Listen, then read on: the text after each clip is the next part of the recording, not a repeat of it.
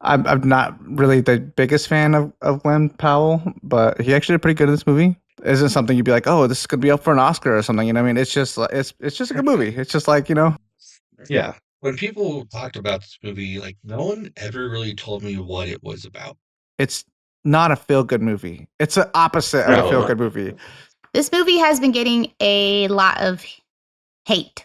But I think the biggest issue that I guess a lot of like the diehard book readers is just that it just wasn't very accurate. I feel like the director took a lot of like creative liberties with it. Made me think of my youth group days. Yeah, he was kind of he got to look like a youth pastor too, you know? He did. He had the youth pastor hair going on. He did all this crazy shit to get what he wanted, and he was able to do it. And then she did all this crazy shit to get what she wanted, which is what pretty much what belonged to him. So yeah, in a weird way, they're kind of a match made in heaven, you know. But I wouldn't want to be married to that bitch though.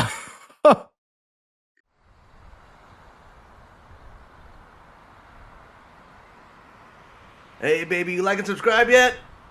Yeah.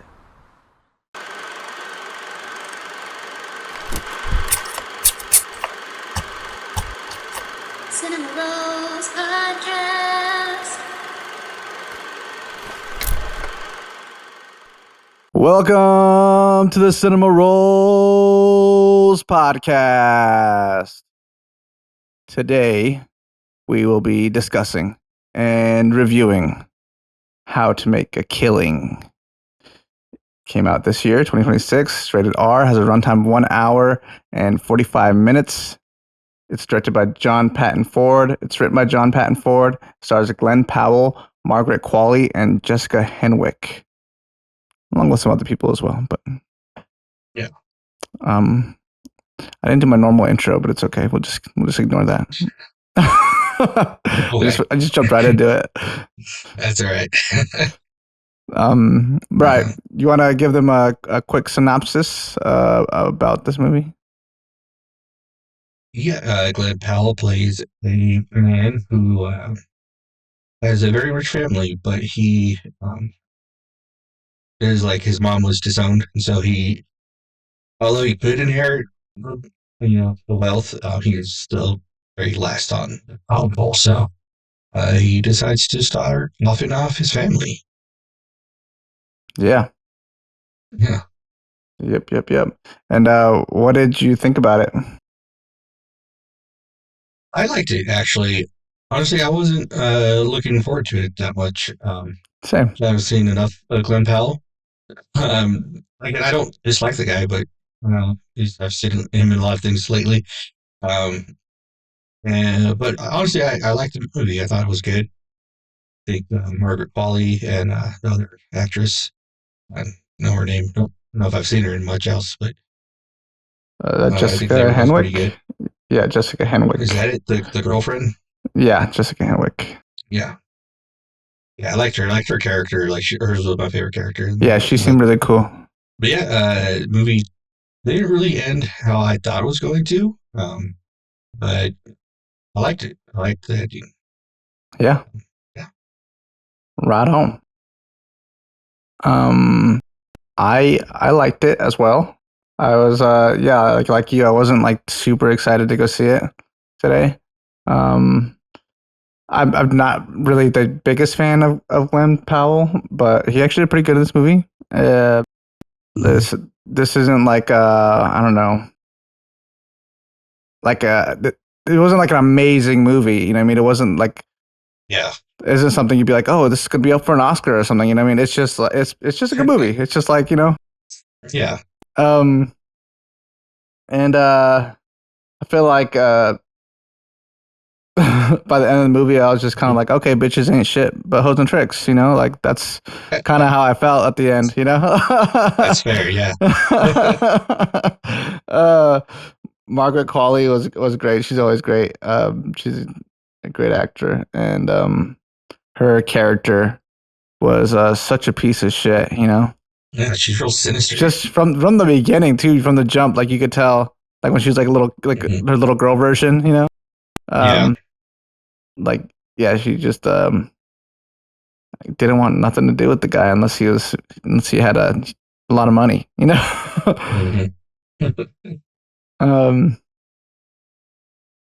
but yeah, it was good. It was yeah. So I don't know what I usually have a lot more to say about movies, but like even on the ride home with Natalie, I was like, I feel like there's not really like this movie was so straightforward. Like there's not really much to say about it. Like it was just like Yeah. I mean, there's nothing to really speculate. There's none of that. It's just kind of cool. You know what I mean? Has like a Yeah. strong message about like how money isn't everything. Like it's some things. Like it helps. You know what I mean? Mhm. Like it helps to not be financially burdened. But at some point, you kind of have to be like, okay, well, when is enough? You know, because if you keep striving for more, uh, and you get too ambitious and you're wanting more and more and more, then you become old and lonely and jaded and sinister. You know. Mhm. So I really feel like that's what the whole movie's about. And yeah, everyone in the movie is kind of a piece of shit except for his fiance. I don't think they've ever really got married, right? It was just his fiance I at don't that think point. so. Then they were just engaged. Yeah. Yeah. But I did think it was kind of whack that she just kind of didn't stay by his side during the whole thing. You know what I mean? Like he ended up. Yeah. I mean, yeah, he did kill a bunch of people, but he wasn't being tried for those killings. You know, he wasn't being tried for those Yeah. murders. And the one trial he was being tried for, like the one charge he was that was against him, he actually didn't commit. You know what I mean? And she just Yeah. believed the court and was like, all right, this guy's an evil person. See you later. You know what I mean? So that's why really at the end I was like, all right, interesting shit. I guess that's a spoiler. We should put a spoiler warning. Spoiler. Yeah. But yeah, cool movie. Yeah. You you want to get into ratings? Yeah. I am going to give this movie a 7. Nice. Yeah. I think I'm gonna go. Yeah, I think I'm gonna go with a 7.5. I liked it. I will say I was locked in the whole time. Like Yes. the whole movie had me kind of just reeled in from like start to finish. Yeah. So Very well paced. yeah, very well paced. Yeah. Yeah. So and honestly like a solid story that I feel like everyone's kind of heard of. You know, everyone has heard of like even from like as soon as like classism became a thing, like lower class, middle class, whatever, right? And then being able to jump up from classes, right? And even like build up wealth and then pass down that wealth. As soon as that became a thing, this has become like a story that, you know, happens all the time with like kings and queens and whoever else, you know.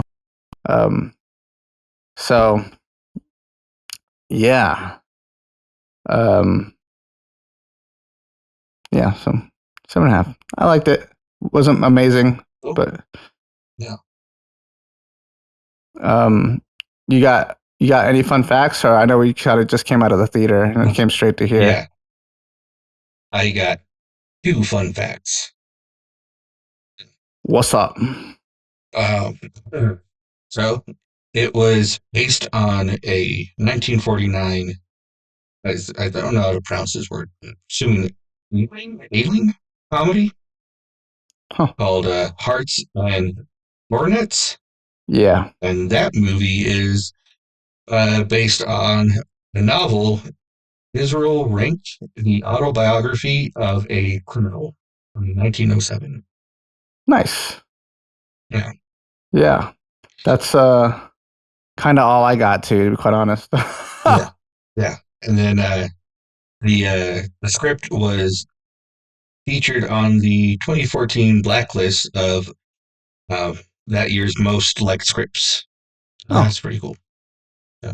The Hearts and Kindred, what's it called? Kindred and Coordinates. What's it called? Kindred Hearts and Coordinates. Why did I think it was Kindred in it? I don't know. Maybe I wrote it down wrong. But Kind Hearts and Coordinates. Kind Hearts. Were you saying that script was No, Or are you this talking about script, this?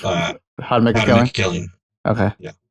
So, you guys, I'm assuming they've probably been trying to make it for a while since that was from 2014 that it was on that list. Nice. Yeah. Yeah, that's cool. I didn't really. I looked up some interviews, but they were just being silly the whole time. Yeah, same. Like they didn't give, and like that kind of goes to prove my point earlier. Was like there's not much to really talk about when it comes to this movie. Yeah.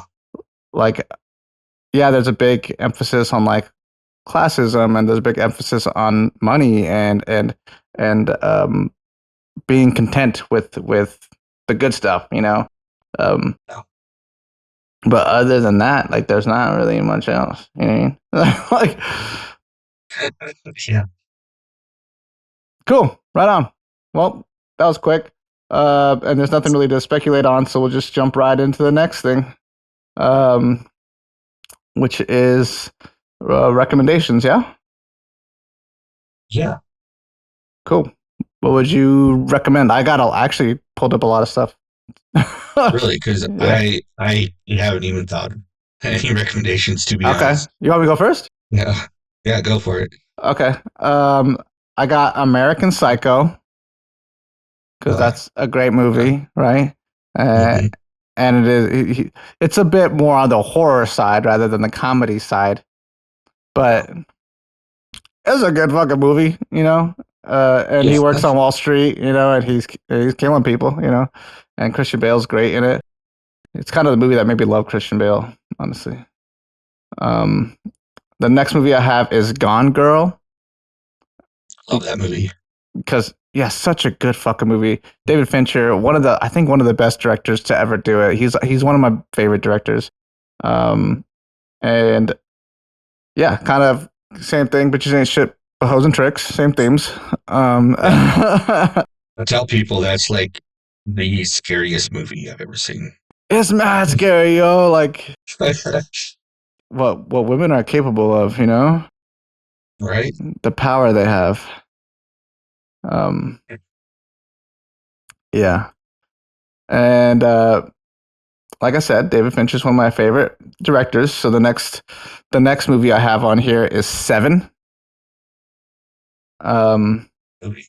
Yeah, and it's kind of it follows the detectives, but it's mostly the detectives trying to figure out the killer who is killing people based off the seven deadly sins. You know, so it is just like a serial killer who has a motive, has like some kind of ambition. You know, a reason for his killings, similar to this movie, which is why I put that on here. And then I got Taxi Driver, Martin Scorsese. Great fucking movie. The reason I put this one on here is because it follows a guy who kind of justifies actions or criminal activity, I guess. And in his mind, he's justified it because the world he lives in is shit, you know.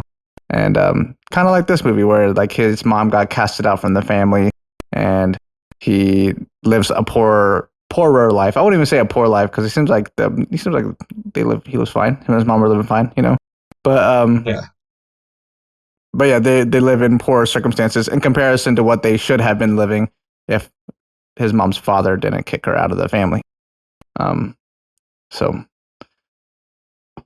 that's why I put Taxi Driver on here, and I love this movie. It's so good, and I love the score to it too. I feel like no one ever really talks about the score. It's like creepy and relaxing at the same time. And then all those movies were dark, so I was like, you know what? Let me come up with some more fun movies. So I have on here Knives Out because that movie's great, right?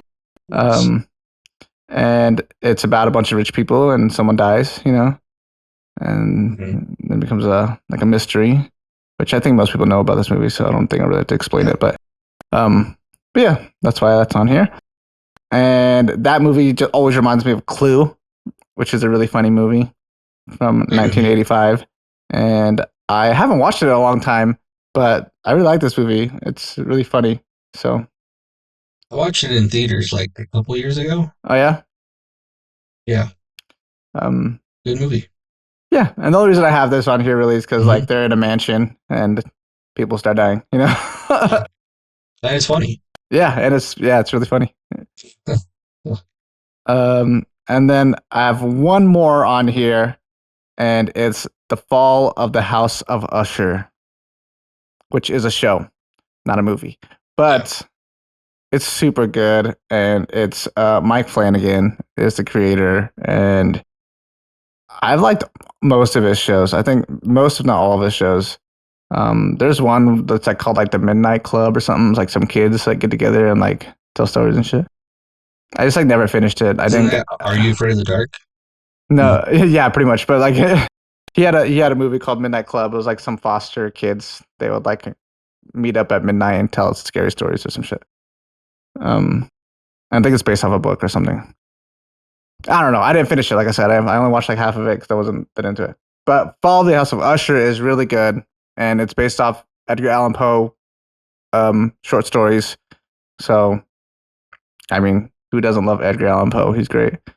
But yeah, it's also about a family who is very wealthy, like extremely wealthy, and there's all these kids that are like nepo babies, and they're kind of all shitty people, and yeah, they start dying.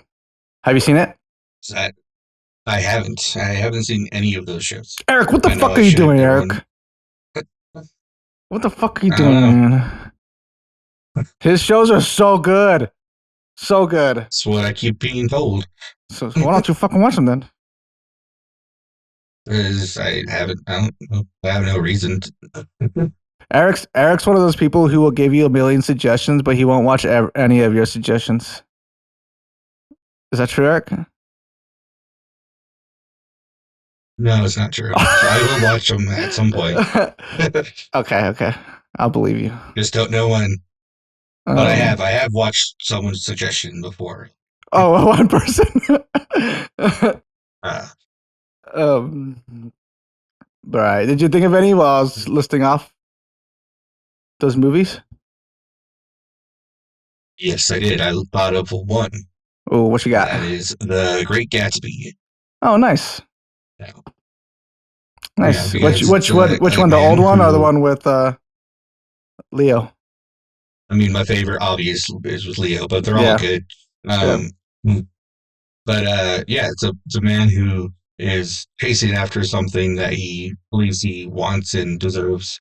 And he also is looking after like nepo baby, basically. Like um, he's what they call new money, and he wants to be like the people that have the old money, and he's trying to like be extravagant and be like them, and he's not really them, doesn't really fit in. But he just wants this girl who obviously, yeah, you know, she Yeah. he doesn't need her. Like I get But it, but he that's seemed what like he was a good yeah. guy, like better than her, I think.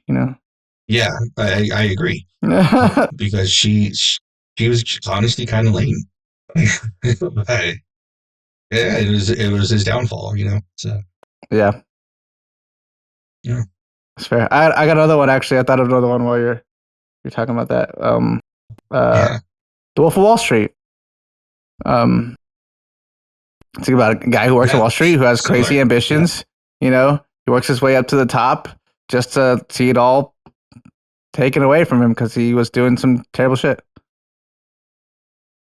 Yep. Kind of the same synopsis in a way. Kinda, yeah. All right. You want to move on to the bucket pool movie? Yeah, let's do it. I'm actually more excited to talk about the bucket pool movie than the actual movie we I'm just sure talked you about. are. All right. Last week, we reached into Galactus, and Galactus heralded us Requiem for a Dream. This movie came out in 2000. It has an NC-17 rating, which is, I guess I get it. It's has an hour and 42-minute runtime. I didn't realize it was rated NC-17. I thought it was rated R, but I guess it makes sense. I didn't know that. Makes sense. It's directed by Darren Aronofsky, a young Darren Aronofsky. It's written by Hubert Selby Jr. and Darren Aronofsky. It stars Ellen Burstyn, Jared Leto, and Jennifer Connely. And also, which Wayne brother was that? Marlon Wayans. Marlon. Yeah. Mm-hmm. I feel like I had to mention him because he's like a big character in the movie. Yes. Yeah, I don't know why you wouldn't be listed. Yeah. But, yeah. What'd you think of it? Because this was your first watch, yeah, Eric? my first watch. What'd you think of it? I liked it. When people talked about this movie, like no one ever really told me what it was about. I've only ever it's only ever like brought up, but no one like really says anything about it. Good, that's good. Yeah, it is good because I didn't know what to expect really. Like all I really knew is that it was kind of trippy and Jared Leto. Yeah, that's all I really knew. And Marlon Wayans was in it too. But I don't know with as much as it's like tucked up. To me, it didn't really live up to expectations. Wow. It's still a great movie. It's very well made. Everyone does great in it. Marlon Wayans, it's awesome to see him in a more dramatic role. I don't know, maybe it's because I have a lot of experience with drugs, but no, it's unnerving and it's sad, and it is relatable even if you don't do drugs. But I don't know what I was expecting, to be honest, and I feel like I guess if you have absolutely no idea, I guess I try not to tell anybody about what it's about before I suggest it to them, and if I do suggest it to them, like the only thing I tell them is like it's not a feel-good movie. It's the opposite of a feel-good movie. So if you're gonna watch it, like just be prepared to like not have very good feelings about it or about the world afterwards. But that doesn't necessarily make it a bad movie. You know what I mean? Yeah. I watched like breakdowns and people reactions and stuff to it afterwards, and so many people when they were talking about it said, "Great movie, they love it, they never want to watch it again." And I didn't feel that way after I watched it. Like, yes, it's sad. It's not a feel-good movie, like you said. But I could watch it again. I could probably watch it right now. It's good. I would still enjoy the movie for what it is. I don't know. It is a good movie. I don't want people to think like I hate this movie because I don't. It was really good. Yeah. Cool. Yeah, I love this movie. It's I was procrastinating watching it because it is like not an easy watch. And I ended up putting it on while I was at work. I was like, I've seen this movie like 3 times already. You know what I mean? And I ended up just watching. I wasn't even working. I was just watching the movie. like that makes sense. Like it's so good. It just reels you in. It's so good. Darren Aronofsky was young when he made this movie, and I'm honestly amazed at like the techniques he was using in this movie while being so young. Someone who like you would think you would see something like this from someone that's like super experienced and knows like exactly exactly what they're doing. Like everything they're doing has intent, you know? And I'm sure when this movie came out and people were seeing it for the first time, I'm sure some people were calling this guy like a genius. You know what I mean? Because like it's the camera is so like free.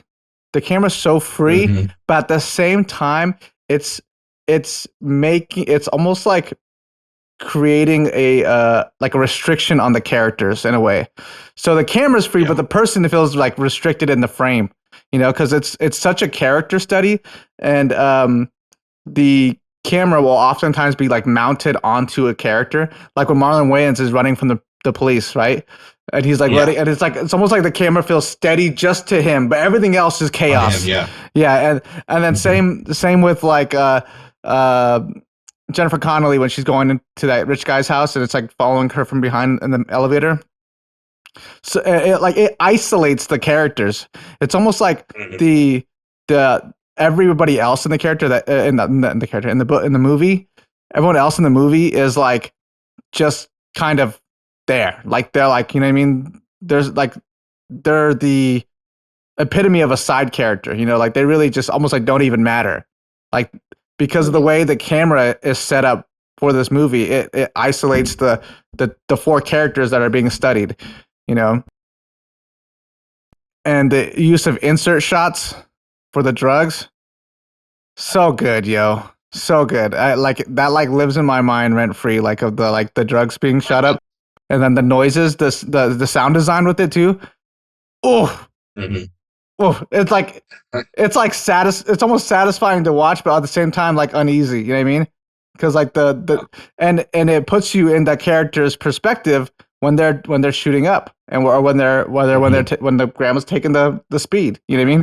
And it almost has like little like bloop, like noises, so, you know, like literal like satisfying noises, and to them that's like it's almost like it creates like that's like their sole focus at that moment. They're only focused on what that one thing, which is going to give them like a little bit of a high, you know. Yeah. And it almost feels like too like the characters, everything they do is just trying to get them next to their next high. You know what I mean? Get them to the next high. Get them, and like this, it perfectly depicts the slippery slope of drugs and addiction. Yeah. Down to like the minimal things, like when the mom is eating prior to her getting on speed, right? And she opens up the box of chocolates, and she's like rubbing her finger along the chocolates, trying to decide which one she wants. And the camera, it's an insert shot of the chocolates, and her hands going over it, right? It's even that is part of the addiction cycle, right? Like. That the little candy was going to give her a little hit of dopamine, you know, and she's sober in the beginning of the movie. She's the only person that's sober in the beginning of the movie, and ends up a junkie at the end of the movie, just like the rest of them, you know. But so you actually get to see her downfall from the beginning, you know, and it goes to show you that this could happen to anybody, you know, and it shows like you don't even need to put your kid in the DARE program, you know what I mean? Just show them this fucking movie, you know, like it just shows you the dangers of drugs so well, and it's sad that it can happen to anybody, especially too that like once you get so far down that slippery slope, people stop looking at you like you're human, you know, like at the end, like it seems like all they needed was some help, and nobody wanted to give it to them, not even the doctors. You know, because they just viewed him as a junkie. And that's kind of how it is. That's kind of how that's real life. You know, that's raw. That's real. And I love that. I love that about this movie. Yeah,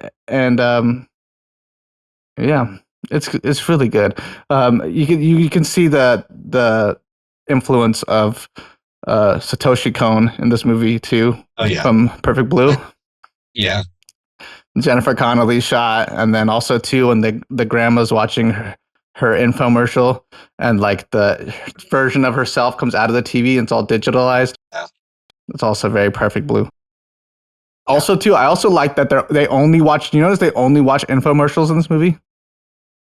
Yeah. Even when Jared Leto's at home, like while Jennifer Connelly's like out, like doing some sexual gratification for drugs, or not. At that point, she's doing sexual gratification for money. Right. And he's like waiting for her to come back. He's watching an infomercial on like diamond rings or something like that. Right. Yeah. And I was trying to think, I was like, why would Darren Aronofsky only put infomercials in this movie? And I really, what I think it is that it, in our society and maybe like in other societies as well, just like everyone's trying to sell you something. Always. And in this movie, it almost feels like it's like they're selling you a dream, right? Yeah.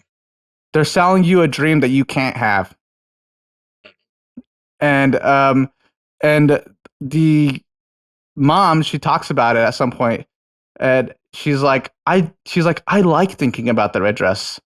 I like thinking about being on TV. Just let me do it. It gets me through my fucking day. And it kind of goes back to what we were talking about in the last episode, where some people just like to live in the delusion. They like to live in this idea that they can achieve these dreams, but those dreams were never meant for them. Mm-hmm. And yeah, drugs definitely don't help you get there. So No, they do not. yeah. Yeah. When you first watched this movie, did you relate more to the three younger characters than you did to the mom character? Yeah, for sure. I think I still do sometimes in a way. I think it makes sense.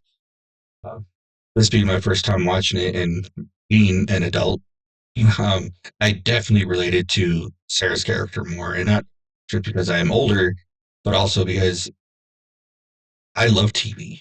I watch TV a lot, and also I love food. Yeah. Like I get it. I understand her struggle, and that conversation you were talking about that she had with Jared Leto's character Harry. They're both addicts. They're both suffering from something, and they're both chasing a dream. But had they both just been honest with each other at that time, they could have helped each other. And she's telling him like she likes to dream of being on TV and being in the red dress because she has no one. The dad, passed away. He's gone. She has no one, no real reason to like get up in the morning and look forward to her day other than the hope of possibly being on TV. And he sees the signs that she's on speed basically, and being a drug addict himself, he probably could have like helped her, but instead he's like, well, I need to go and sell more drugs, make more money, so I can then help mom. You're like, but she doesn't need that. She needs you. Right. But Yeah. And like her story is like so hard to watch for me, and I think it's so sad. I think it's just because, and I think maybe most people feel that way when they watch this movie, just because everybody has a mom, right? Maybe not everyone's mom is amazing, but my mom's amazing, and so like when I watch this movie, like my hope is that my mom would never fall for any of these things. You know what I mean? Yeah. And it, like I said, it could happen to anybody. Like the fact that the mom in this movie kind of falls into this like body dysmorphia thing because she wants to fit into the red dress so that she can wear it on TV, which is also kind of a lie that's fed to her through some like bullshit. And I think what it was, it's like she could apply to be on TV, but her application just didn't get accepted, and they just didn't tell her. Yeah. That's probably what it was, instead of someone just like pulling her leg, yeah, like the hope is that you're someone you love doesn't fall into these things, and it could happen, like for example, right, it's Ozempic and what's the other one that people have been using, Wegovy, right? Like these are they're not speed, but they're weight loss. They're being sold as weight loss drugs. You know what I mean? And they're not necessarily the best for you. And they, from what I hear, they constantly make you feel nauseous, and by the time you like get tired of it and get off of it, one, the weight gain comes back like really fast, and two, while you were on it, you were losing muscle mass as well as fat, and so now you just lost whatever little muscle mass you had and gained back all your fat. Like it's a lose-lose, buddy. You know what I mean? Like, yeah, you're not becoming a fucking junkie like this lady in the movie, but it's the same concept. You're trying to take a shortcut to something, and that shortcut necessarily isn't the best avenue. Yeah. Yeah, I think what is kind of relatable to her story is these like romance scams that people do, that a lot of older people fall for, because they're older, they're lonely, and they join a dating site, or even just like some person has them on their social media and promises them that like, oh, like I'm rich, but I can't access my money. If you send me this, I can then, whatever. And they're sending money to these strangers because they're being promised that they're going to be loved and that they're going to their money back. And it's all a scam. Yeah. It's sad, but like they have so little hope that these people just prey on them. Yeah. Uh, Yeah, I think there's a special place in hell for those motherfuckers that do shit like that. I went to some meeting, what was for like some kind of pyramid scheme a friend asked me to go to. I could tell right away, like, this is not right. Because everyone that was there was either older people or like people like young kids that are like fresh out of like high Naive. school or college that are in debt because they, paid all this money to go to school, or like they're old and they don't have much else to do. They didn't save enough or whatever. Yeah. And so they're hoping for something, and these people just come in and just prey on them. And I could totally tell us what was going on. I was like, this is not okay. I can't do this. But I don't know. It's just sad. It honestly breaks my heart whenever I see or hear stories like that. Yeah. Yeah, and what really sucks about those things is that they always target people that are desperate, that are and they're already hurting. You know what I mean? And they're now these people that are coming to scam them are just gonna kick them while they're down. Make it worse. Yep. Like that's why I'm like, I feel like there's a special place to hell for those motherfuckers because like that's fucked up, dude. Like, yeah. If I ever become like a vigilante, just know I'm coming for you, motherfuckers first. You know what I mean? But yeah. Anyways, Requiem for a Dream. Love this movie. Love this movie. Great movie. Yeah. Like you've seen it most times, so I'm sure you notice. But I like how the end they all end in the fetal position. Yeah, I was actually just gonna bring that up. Yeah. Yeah. Yeah, it's good, and then the camera like slowly pulls back on each of them. Yeah. It's yeah, they were all kind of chasing a dream that and I feel like at the end it's not really like I think for all of them, even like Jared Leto and Marlon Wayans characters, like they're kind of stuck, they're in prison or whatever, right? Yeah.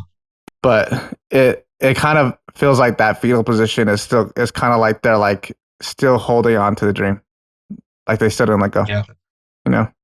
Like so I watched one video. I was explaining the book and the movie. There's a book? Yeah, it's based off a book. Oh, I didn't know that. From the 70s, actually. Oh, I didn't know that. Yeah. But I guess Marion, is that her name right? Yeah. Margaret Qualley's character. Yeah, she had just gotten back from doing that crazy scene. The ass to ass, that one? Yeah, that one. Yeah, it's crazy. But she just did that. But I guess in the book it describes how she's not happy with herself, but when she sees the drugs that she pulled out, she has a bit of a smile because she knows that the other characters are gone, so now she doesn't have to share it with anyone. Oh man. That's wild. I know. At the end, I was like, I think even though what she just did was insane, I think she had the best ending. You know what I mean? Like, she got what she wanted, at least. Yeah, she did. Everyone else has to live with fucking withdrawals and shit. Yeah. That scene, it reminded me of Bachelor Party. I don't know if you remember the Bachelor Party. You were pretty drunk. Oh no! Yeah, I do remember parts of it. Yeah, with the strippers. That was insane. Man, I had no fun at that party. And when they were there and they were doing their thing, whatever, they like said like we can either go in the room with the groom, or you pay us this much and we'll do ass to ass. They said. Whoa! And the guys just went crazy for it. They're like, yeah, and people ran to the ATM to get the money. There was an ATM. at the gas station down the street. Oh my god, I don't Yeah, remember and that. they were acting like those guys in the movie, and I was so disturbed and disgusted by all of it. I couldn't even see what was going on, and I didn't want to see what was going on. They were all just like surrounding them. They're all just like animals. Like it was, I hated it. It From was what I so remember, I bad. don't remember really having a good experience from it either. I think actually I No, was already depressed when that we started that, and then I think by the end of it, I was more depressed. yeah, you were depressed. I don't know what was going on because I don't think you said anything. But I remember at the end of the night being up in the kitchen with you, and you were just like gone. You were just like this, and then you were sitting on the counter next to a bunch of knives, and you were just staring at them. And then Yeah, you reach over, try to grab one, and then I have to stop you, and, and yeah, then and then you just try to do it again. yeah. And yeah, it was not a good night for you. That was yeah, that was I was very Yeah, depressed around that time. I was going through some shit. yeah, Um, yeah, and I was like yeah, already in my alcoholic phase. I was like blacking out like every other night. yeah. You had a bunch of moonshine that night before like Yeah, the party really it was started. really good. I remember it being really good.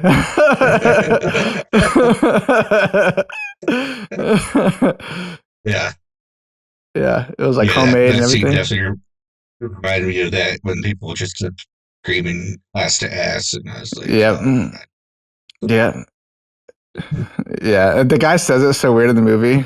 She's like, "What do you want next, baby?" yeah, or something like that. He's like, "Ass to ass." You know, like even his mouth is like shaped with ass to ass. I'm like, what the fuck is that, dude? yeah, yeah, Yeah, it's so gross. Yeah, yeah, it, it really yeah, shows like what people are willing to do for certain things when it comes to addiction. yeah. The slippery slope, slippery slope. Very I've slippery. I never done these drugs before. These are actually drugs I tried to stay away from.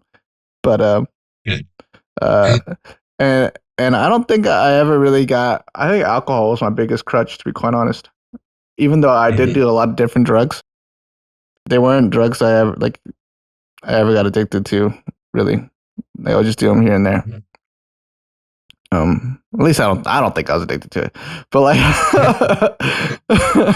compared to like other things I was addicted to, I don't think I was addicted to those. Um, Yeah. but yeah,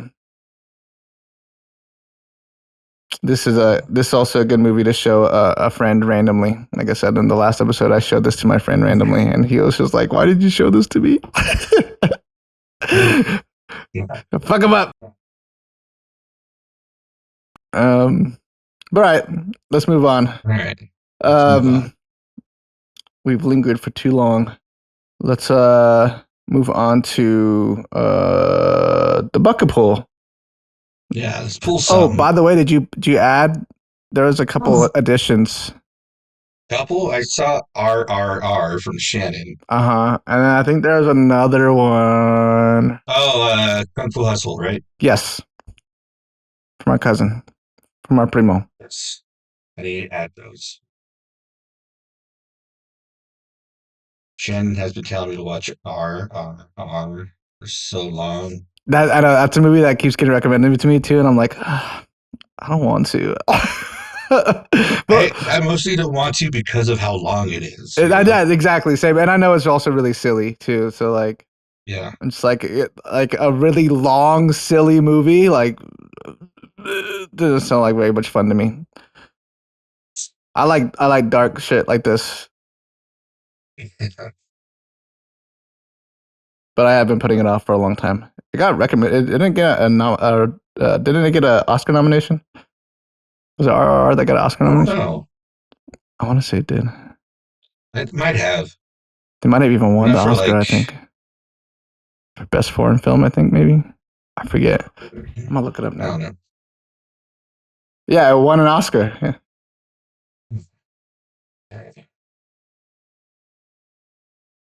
Oh, for best achievement in music written in a motion picture, original song.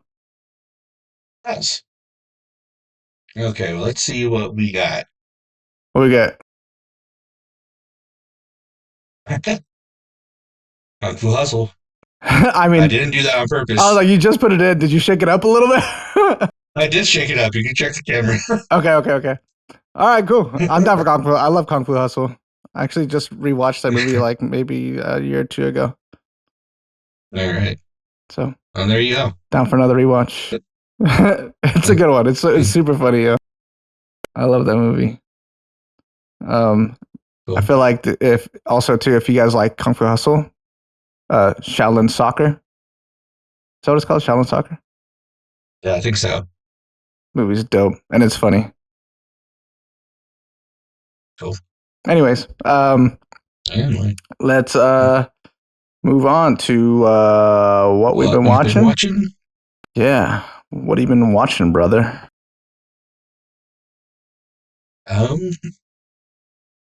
Honestly, I haven't been watching much. But one thing I started again, just because the reboot's happening next week, is Scrubs. I'm watching a little bit of Scrubs. Love that show. It's good, funny. Scrubs is a cool at show. times. Yeah. Yeah. Mm-hmm. I feel like that was like The Office before The Office in a way. Yeah. Kinda, yeah. In a hospital. Yeah. Nice. But I mean, I guess before I go into what I've been watching, because a lot of the stuff what I've been watching is also overlaps with what Natalie's been watching. Mm-hmm. So I think we're just gonna bring her in for this portion, because Natalie has some things to say about some things that we've seen recently. So I'll go get it right now. All right. We all went to go see Goat Nice. with the kiddo. That's super cute. Yeah. It was super cute. We really liked it. The kiddo liked it. It hit a little close for home for me, so I cried. I I cried every movie. I swear, I cried. This other movie we watched, I cried in it too, but we'll get to that later. But yeah, Goat was amazing. I loved it. I feel like it's not getting enough attention. I feel like I haven't seen anybody else talk about it. And I think people need to go see this movie because it was really good and it was a lot of fun. Yeah, Eric got a little stuff from it. He got an early screening and he got some. Yeah, I got a little foam finger. I like that. Yeah, I got a sleeve, shooting sleeve. I was telling Natalie and Aria that I want a jersey. I want a Goat jersey. Yeah, cool. That'd be sweet. Yeah, the thorns. Yeah, the thorns. You want his jersey, the number 0, or maybe his? Yeah, maybe his. That'd be cool. I like the lizard dude. Yeah, the lizard guy. He's such a weirdo. We both like the giraffe the best. Yeah. Yeah, he's cool. Yeah. Curry. Yeah, he was played by Steph Curry. Yeah. Yeah. Mhm. Yeah, Aria really liked the Goat Tears song. Yeah, goat. You'll be crying goat tears. Yeah. She kept asking me to play it, and I was like, I don't like this song, but all right. You know how kids are. They're just like, I don't know, like hyperfixate and stuff like that, you know? Yeah, she thought it was really funny. It is funny. Meow. Or like the that like killed me too, honestly. Meow, meow, meow. Yeah, with what's her face? Forget the characters, like the baller that he looks up to, but was like played by Gabrielle Union. You know? Yeah, but Jet, I think her name. Yeah, Jet. Yeah, that Jet, is. Yeah. Yeah, she like looks out the window and then she's like meow meow meow meow, like or something like that. It was funny. Aria died loud hearing that part. Mm-hmm. Yeah, and then I didn't realize Bobby Lee and Andrew Santino were in it. Oh yeah, they played the. Who were they? They played the announcers. The little They were bat. the announcers. Yeah. Yeah. They're hilarious. It was a bat and like an antelope or something. Yeah, he was like a wildebeest. Was Santino the bat? No, Bobby Lee was the little bat. Bobby Lee, yeah, he was like. Yeah. And I Awesome. love Bad Friends. That's like probably my all-time favorite podcast, and I've been listening to them literally since they started. Unlike most of you motherfuckers who jumped on later on when they got big, when Andrew Santino was making fun of Bobby Lee's mom, like Bobby mom. They like got huge during because I like went viral. But I've literally been listening to them since the first episode they put out because I was a big fan of Bobby Lee's podcast, Tiger Belly. And actually, he was going to make a podcast with Theo Vaughn. Well, at least that's what I thought. And then he ended up making a podcast with Andrew Santino. And then I didn't even know who Andrew Santino was at the time. And I was like, oh, shit, who's this?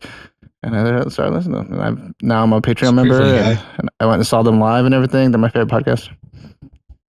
Yes. Anyways, that's beside the point. This next movie we went to go see, I'll just pass the mic because we went to go see Wuthering Heights. This movie has been getting a lot of hate. Yeah, I think it's because that I know of it in the sense like that it was based off the novel, by Emily Bronte here. Yeah, which actually is not like her real name. I'm like, damn it, I literally should have. I'm like, I had my phone, I had this ready, but I was like waiting in the room, just like waiting. So I forget it. But what it is, but she does like her surname or something. Because I think the biggest thing when it came out is she wasn't married either. She was kind of like a spinster, is what they call it, And I'm like, oh man, that's me. I'm a spinster. I'm not married, like I'm like an old hag. I'm like 30 something years old. So that was like a big thing. It's like a gothic romance that's clearly making a comeback. These last like 2 years, like 2025, I feel like it's like the year like the monsters, all that's coming back. But I think the biggest issue that I guess a lot of like the diehard book readers is just that it just wasn't very accurate. I feel like the director took a lot of like creative liberties with it. But I mean, that's fine. And I feel like that's kind of always like been an issue with movies or, the books that are adapted into movies, adaptations, exactly. Yeah. But I honestly thought it was really good. I have not finished this. I'm only on like chapter 5, to be honest. Who knows? Maybe I'll read the book and then I'll hate the movie. I don't know. I'll be like, you know what? You guys are right. But I changed my mind. But honestly, I liked it. Like, I really liked it. I will say, I guess, for the main character that Jacob Elordi plays, or one of the main characters, is Heathcliff. And he's described as to be like, a tan skin, like probably my skin tone, or maybe even darker. Skin. Yeah, they say dark skin, but you know how a lot of people are. Anybody that's like even they Asian, I'm dark. They think like Josh is dark. Like Josh, you like yellow. You know what I mean? Like you ain't.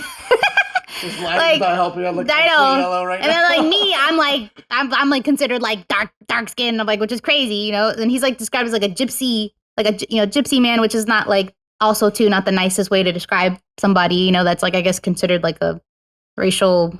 To say that, but we'll just say of Romani descent. So in my head, I was just thinking, I don't know, like a guy a little bit more sus on. But when he came on screen and he was like in his full, like, Heathcliff, like glow up fit, I was like, okay, you know what? I don't have any issues with this, But yeah, I thought it was very well shot. I love the costume design. That's always a big thing for me. Maybe because I'm like a past theater kid and a dancer. Like I love a good outfit. I love all of that. The acting was on point. Could have done with a little bit of the over the top sexual stuff. It was a little heavy on the sexual with a lot of this is weird. Egg yolk. Like we get it. Like fingering fish mouth. Yeah. Okay. Whoa. Or to bleep that out. Like, you know what I mean? Like, it's just some of it was. Like that. I guess you can, yeah. But there are a couple times where Josh and I were just like this. We just go. And then literally the opening of the movie, like the movie starts, and at one point we're like, yo, what are these sounds we're hearing?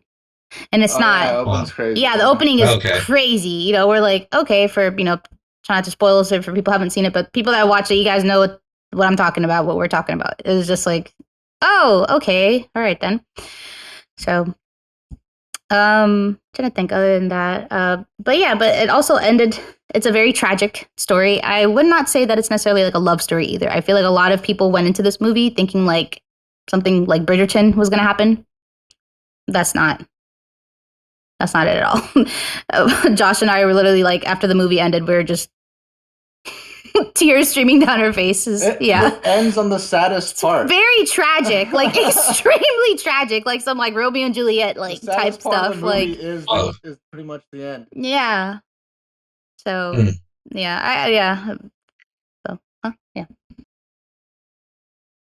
Yeah, so like when it ended, I was like literally bawling, and then the lights came on, and then I had to like pretend like I was like, it's just my fucking allergies, you know? It's like these fucking the season's changing, huh?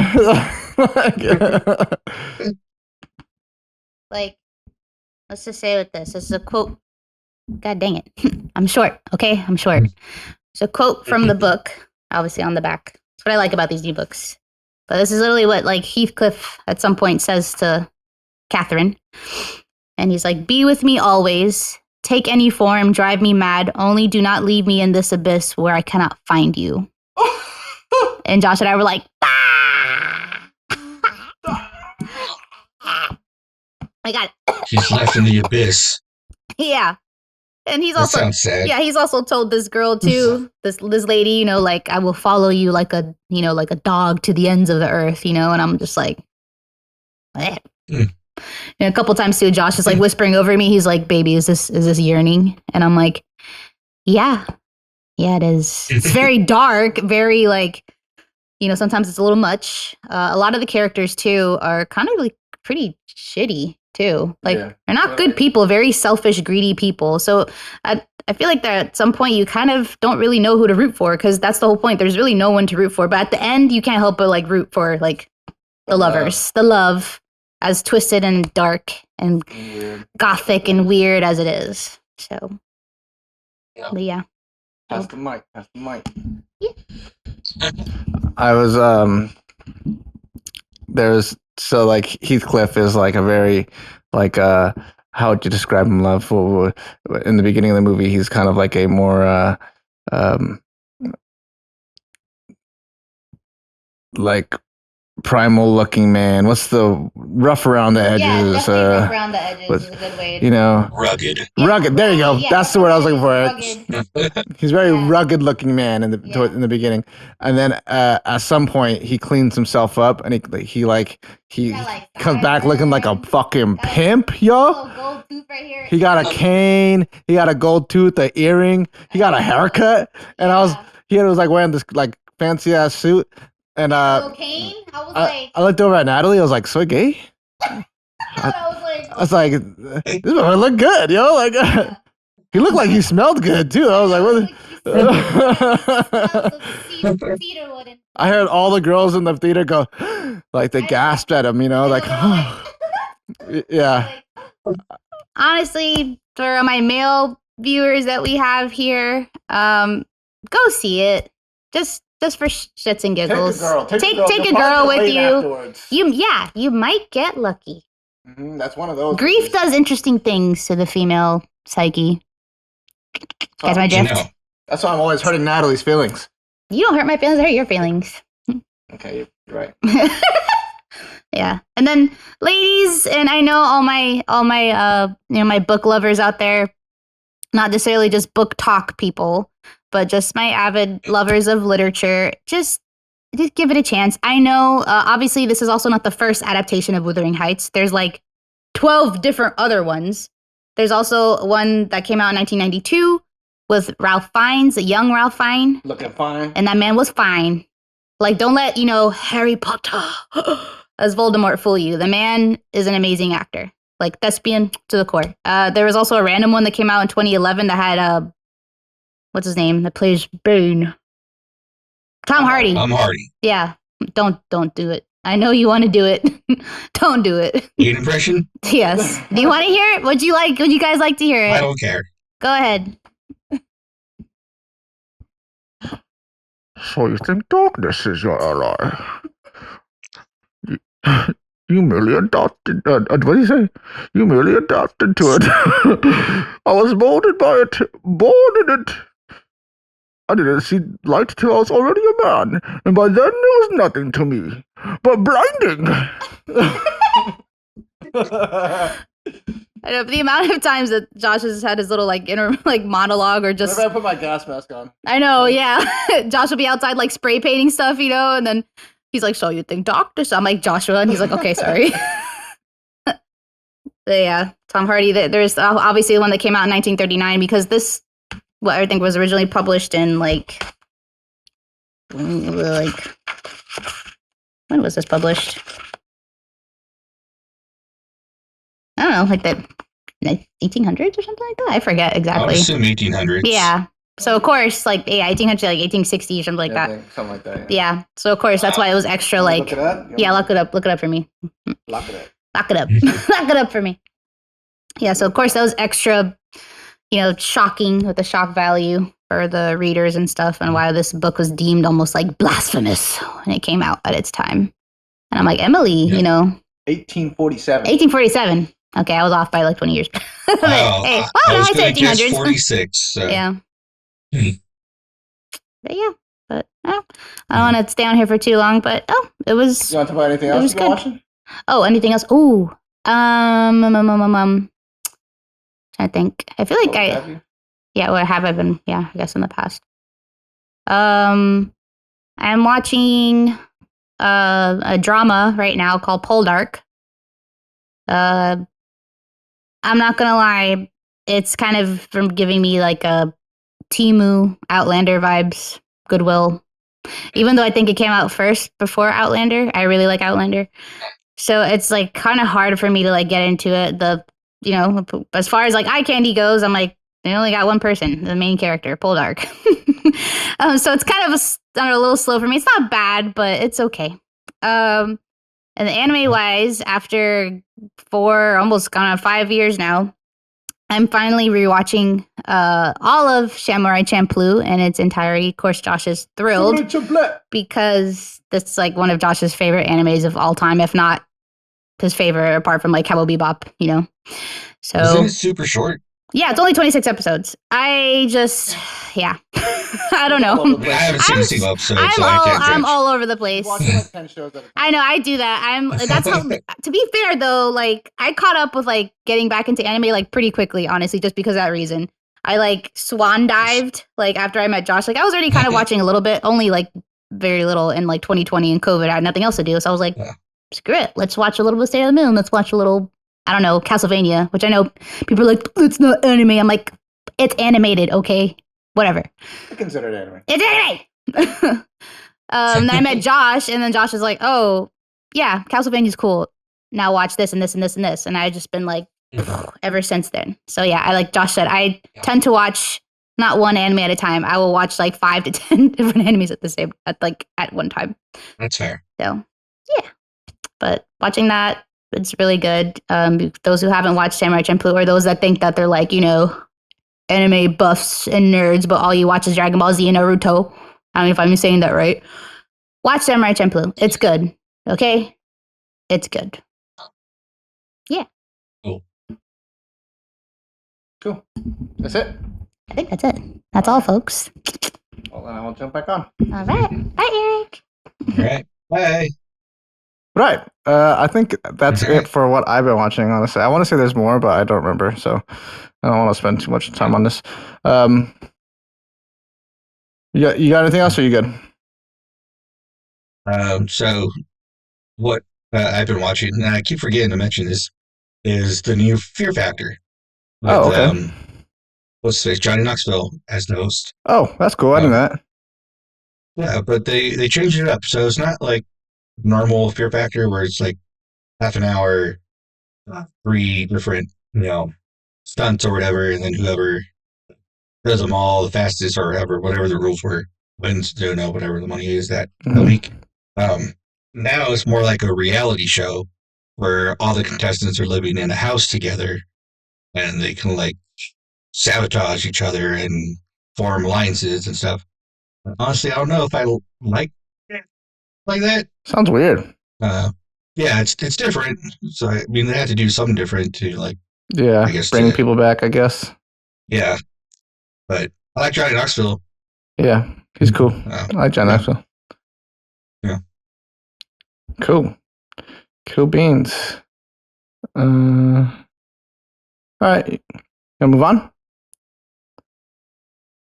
Yes. to final thoughts. So final thoughts on a movie I didn't really have much to say about, to be quite honest. Yeah.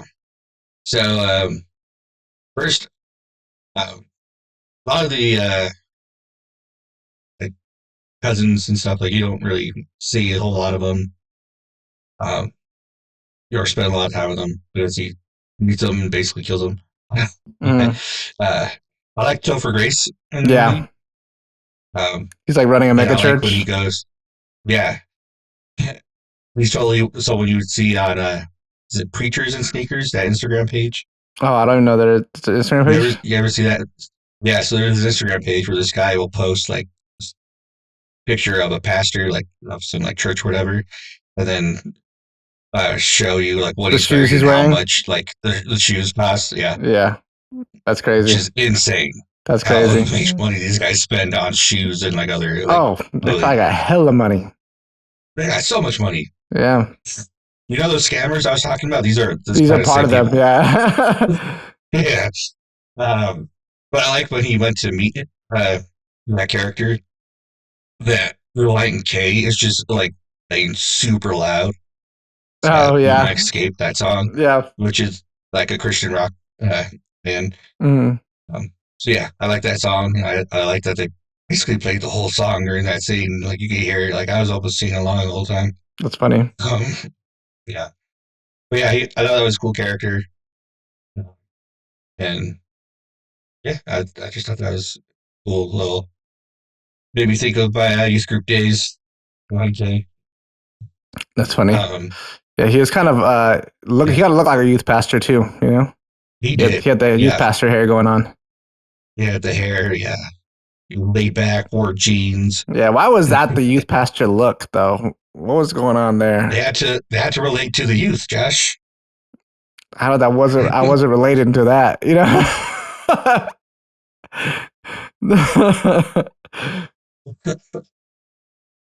don't know. But, I don't know. And the flip flops. Sometimes I wear flip flops. Flops. Yeah. No. But one thing I thought was cool is when he gets out finally, you know, he has to make that deal with Margaret Qualley's character. Yeah. And so he goes from prison to now being in the super like fancy house. And I like that when they like drive in, the gates close, and so it's just showing that he's going from one prison to another prison. Like that's true. He's not free anymore because he's signed everything over to her. Yeah. Yeah. Good catch, Eric. Yeah. Yeah. That's totally what that was. They're in a way they're kind of made for each other, though. You know what I mean? Like, yeah. He did all this crazy shit to get what he wanted, right?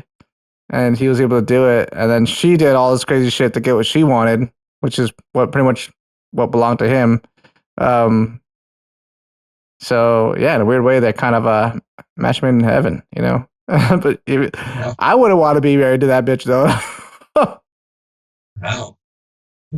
Yeah, she's fucking evil. That's kind of the same like Gone Girl movie you recommended. Like he has and being stuck with this girl who just like is a monster. Yeah. Yep. Yeah, it ends the same way, I guess. Yeah. Yeah. Sucks. It does suck. Yeah, you should have just, didn't kill him. I like that they had a lot of emphasis on Margaret Qualley's sexy legs in this movie. Yeah. They were like constantly emphasizing her legs. She would like put them up everywhere she sat down.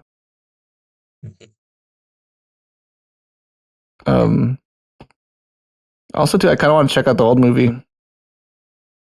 Yeah. The English comedy. Yeah. It's kind of, I think it's kind of cool that it was like an English movie, right? And then now it's like an American version, I guess, of it. And it does feel very American, you know? Yeah.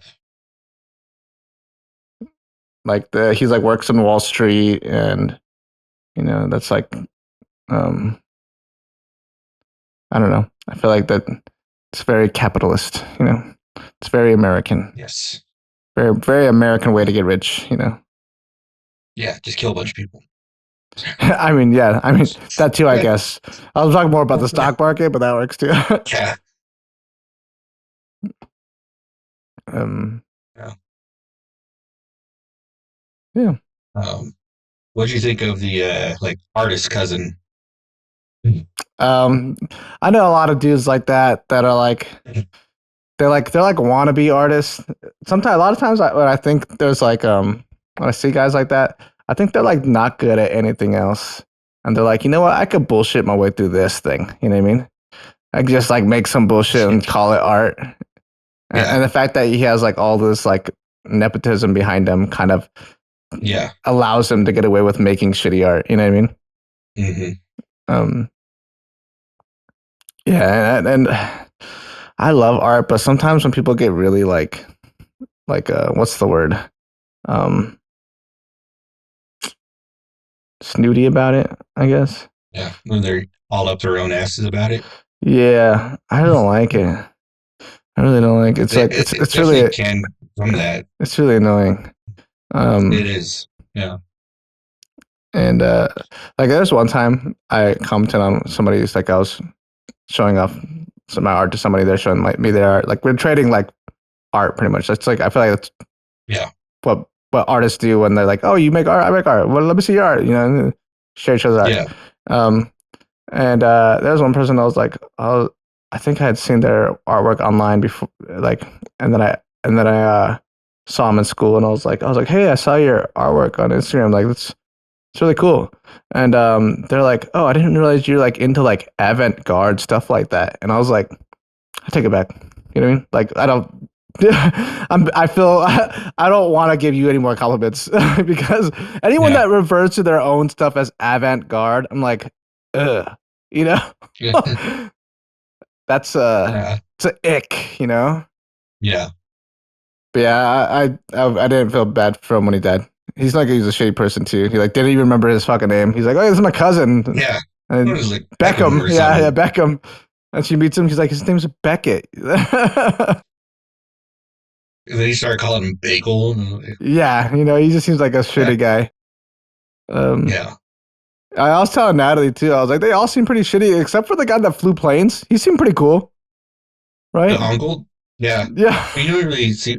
Other than the fact that he's spending so much money to fly to space, but they like tried his employees, but, right? They like tried to make it seem like he was a bad guy by mentioning that. Yeah. They're like, oh, you're flying to space, and your employees are underpaid. And he's like, this is an expensive business. And honestly, like, yeah, it is. You know, like I didn't feel like he was like really. I didn't feel like he was really shitty for that. Am I weird? Am I weird for that? Like no.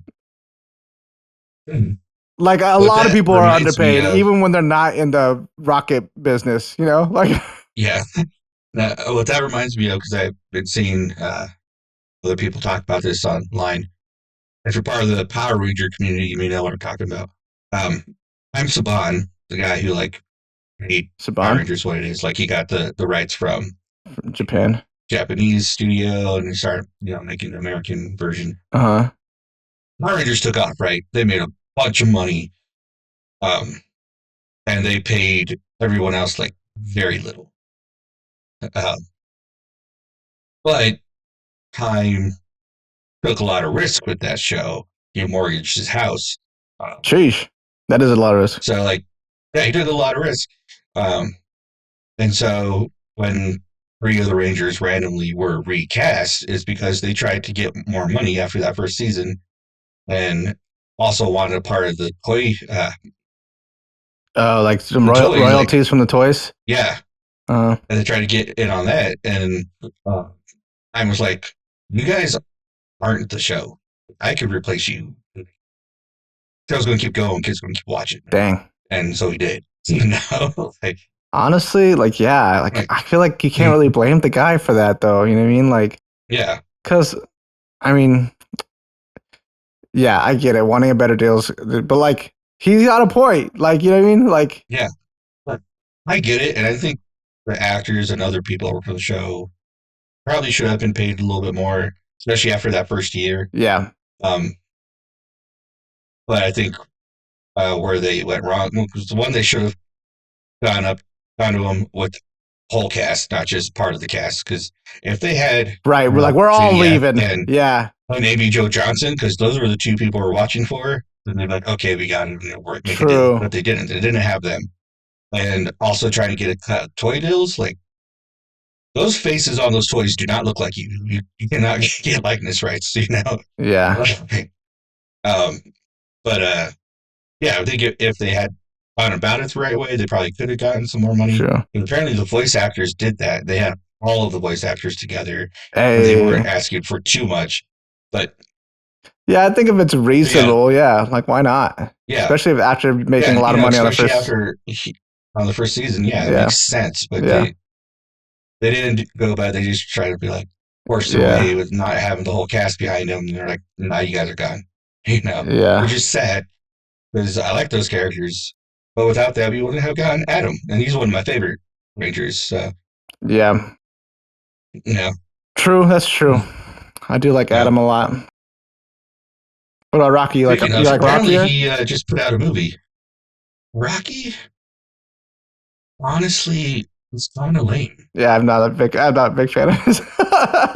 like once Jason he left, have much going for him. I was like, Red Ranger's not cool anymore. yeah, like all he really had was the fact that he could do the splits. Yeah, he did it like in every picture. All the time. Yeah. And I met the guy. He was nice, but like, the character of Rocky, like, actually took the back seat because the Red Ranger was the leader, but then the guy left, and so Tommy's going to be the new leader because everyone loves him. What do we need another guy for? True. He was kind of there. True. Yeah. True. Yeah. We got way off topic off this movie. We did. We got the Power Rangers. Yeah. You got anything else for How to Make a Killing? I don't know. How to Make a Killing. How to Make a Killing Murphy? I felt bad for the uncle that helped him, that gave him the job. Yeah. And stuff. And he's the only one he didn't actually kill. Yeah, it was a natural death. Causes.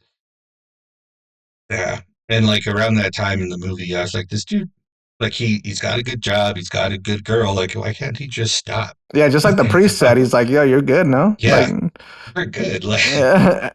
And he's like, you would have thought, And but I mean, I guess if it wasn't for Margaret Qualley like blackmailing him, I think he would have just been chilling. You know what I mean? Yeah.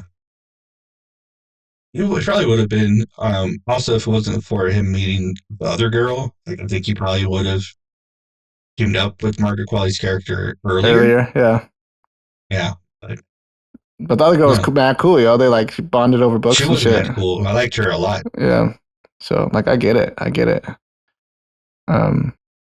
really like too, like the speech that the cool uncle gives him before he passes. He's like, you're good at this chasing money thing, He's like, you can go far, but he's like, look at me, man. Like I pretty much almost died, and you're my only visitor today. And he's like, don't chase money. He's like, find someone you love, chase them. Like that actually pays off, and that's so wise. And it's coming from somebody who had the riches, who had the wealth. You know what I mean? And I think that's the real message behind this movie. Yeah. Being content with mediocrity. I'm kidding. Yeah, but be content with what you have. Yeah, I mean, I think too. It does I think it's good to have ambitions. You know what I mean?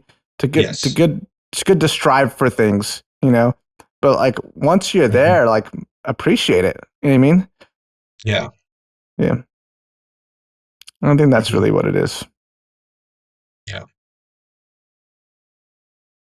Other than that, I don't really got anything else to say about this movie. Yeah, I don't have much else to say. It was very okay. It was a good movie. I'm not saying it's okay like it was mediocre or whack. Like it was entertaining. It had me reeled in the entire time. It was a decent movie, but it's very straightforward. It's not much to really talk about. Yeah. Yeah. It is what it is. You see it, you know it. As in comparison to the last movie we watched, where I felt like we could have talked about that for hours. Yeah. You know. So. Which, by the way, people need to go see that movie. Yeah. What the fuck? What's going on? Why didn't nobody go see it? I don't know. Why didn't nobody go see it? No one's seen it. You need to. I know. What's up with that, man? Some bullshit. I agree. It's because it's not based off of a other thing, Josh. It's not a comic book. It's not a book. It's not another movie they redid. Trust the IP. It's new. Yeah. That's true. You're probably right, Eric. It's just sad, but it's stupid. Stupid. It is stupid. All right. Well, if that's it, then that's it, I guess. Yeah. All right, people. Well, if you have a movie you want us to watch, write it in the comments. We'll put it in the bucket. We will watch any movie. Pretty much any movie. Any movie. There are going to be movies I don't want to watch, but if you put them in the bucket, I will watch them and we will talk about it. Yeah. And if you want to be on the show, you can send a video to cinemarollsfanmail@gmail.com and you could talk about this movie or whatever other movies we might have talked about. And you know, you can put your 2 cents in. Do it. Yeah. Do it to it. I like hearing your opinions. Yes. And I know a lot of you have them because you talk to me about them, but no one wants to write in. Or I know. People text me about it all the time, and I'm like, write it in the comments, bro. Like, you know. Yeah. Like, what are you afraid someone's going to track you down because you left a comment on our video? Like that has 17 views. Come on, man. Come on. It's basically just us here. Yeah. Occasionally, like the Dracula episode, we'll get some TikTok women coming in, but I think that's what it was. Speaking of, I was going to say, TikTok ladies, if any of you want to go see Wuthering Heights with me, let me know. Hey, there you go. I'm probably gonna go by myself or wait till it's streaming and watch it at home alone. Find a date, Eric. Find a date. That'd be a good social experiment. Just stand somewhere with the rose, and then just go up to random ladies and be like, "Hey, you want to go see Wuthering Heights with me?" That might work, yo. Go by myself. That might work, though. Just stand outside the theater. Yeah, I would do that. I would totally do that. I'm not single, so I can't do it. But if I was single between you and I, Eric, if I was single, I'd do it. Yeah, I'd do it. I think dudes will take you up on that offer. Yeah. The gay community loves me. I don't know why. I know, you were saying. One time I was dancing at You're so handsome. one time I was dancing at a club, right? And my friend was recording me, and he put it on his Snapchat story. And he was like, "Oh, my friend hit me up and said that he thinks that the way you dance is really cute." And I was like, "Did you say he thinks?" And he was like, "Yeah." And I was like, "Yeah, that's how it goes for me. I don't know. I don't know why." That's okay. That's a compliment. It's compliment's a compliment, you know? Right? Yeah. I'll take it. But all right, people. I'm sure you heard enough from us. Right. So we love you guys. Thanks for watching. Thanks for listening. You're the best.